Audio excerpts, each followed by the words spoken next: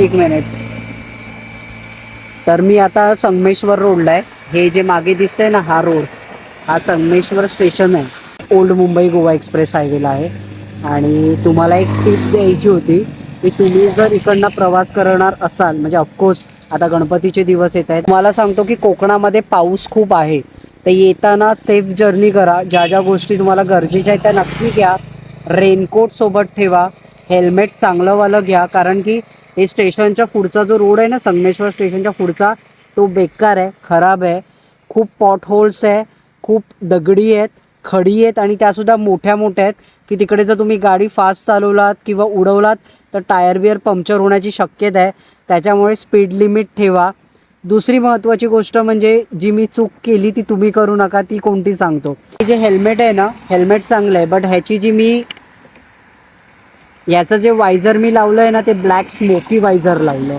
तर मला काय वाटलं, मी डे टायमिंगमध्येच ट्रॅव्हल करणार आहे, तर मी हेच यूज करतो की मला उन्हातून वगैरे ते प्रोटेक्शन वगैरे चांगलं होईल, म्हणून मी ब्लॅक स्मोकी वायझर लावलं.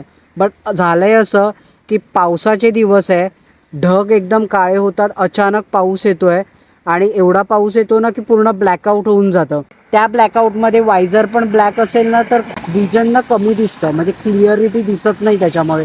आणि मग काय होतं, गाडी चालवू शकता तुम्ही बट स्पीड कमी होतो, कॉन्फिडन्स थोडा कमी होतो, कारण की समोरचं फार ब्लॅकी दिसायला लागतं, है ना. सो माझं हेच सजेशन आहे तुम्हाला की क्लिअर वायझर वापरा. क्लिअर वायझर वापरा, जेणेकरून तुम्हाला हे पावसामध्ये सुद्धा चांगलं पडेल. सनपासून प्रोटेक्शन वगैरे हवे असेल तर गॉगल वापरा, किंवा आतमध्ये जो वायझर येतो एक्स्ट्रा गॉगलचा, तो वाला हेल्मेट वापरा. ओके. सो ही एक टीप होती तुमच्यासाठी, जर या साईडला तुम्ही ट्रॅव्हल करणार असाल तर. आणि झालं असं की पावसामुळे थांबत थांबत ट्रॅव्हल करायला लागतं, त्याच्यामुळे तुम्ही जर ठरवलं असाल की संध्याकाळी 5ला पोचाल, तर ते तुम्हाला 8-9 वगैरे असे वाजत आहेत.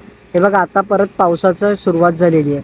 तर चला, मी आता प्रवास सुरू करतो, जास्त बोलत नाही आहे. आणि हो, एक म्हणजे काय, प्रवास करताना या सगळ्या गोष्टींची काळजी घ्याच, पण या निसर्गाचा आनंद घ्यायलाही विसरू नका.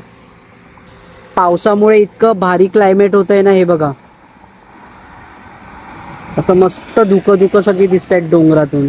चलो बाय.